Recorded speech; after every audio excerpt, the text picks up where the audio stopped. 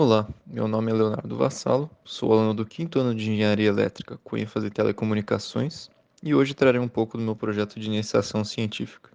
O trabalho consistiu na implementação de um teste-bed para avaliação de tecnologias para 5G, utilizando plataformas de software aberto e rádio definido por software, e foi orientado pelo professor Dr. Cristiano Panazzi.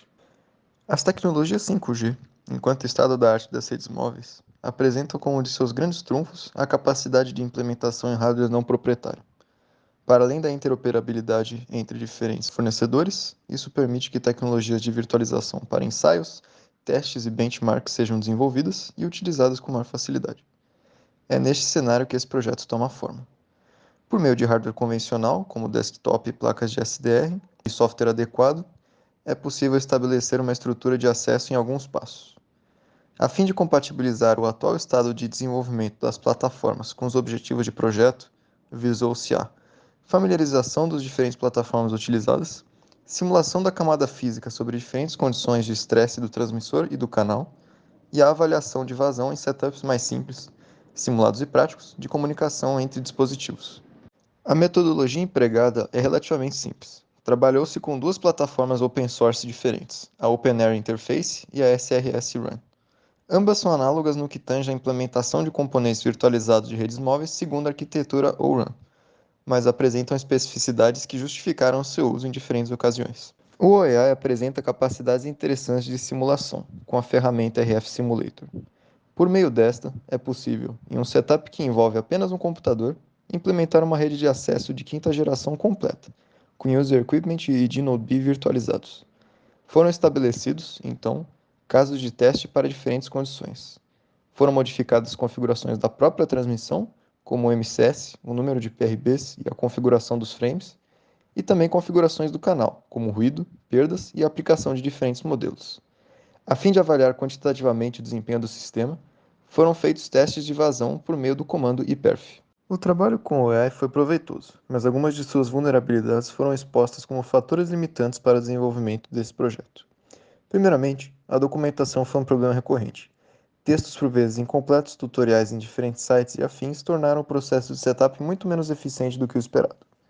Pensando nisso, um dos grandes resultados obtidos durante esse projeto foi um documento guia para a reprodução dos experimentos contidos no relatório. Quanto à questão dos simuladores, os gráficos obtidos apresentam, no geral, padrões esperados. Entretanto, foram observadas algumas inconsistências, como a flutuação dos valores de patamar da vazão.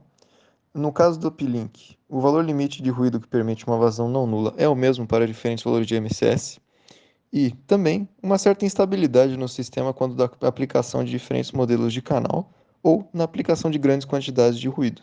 O segundo software, SRS-Run, foi utilizado devido à grande facilidade de implementação de um sistema completo, contando com núcleo e rede de acesso, com dispositivos comerciais comuns, como smartphones, e placas de SDR, diferentemente do OEI.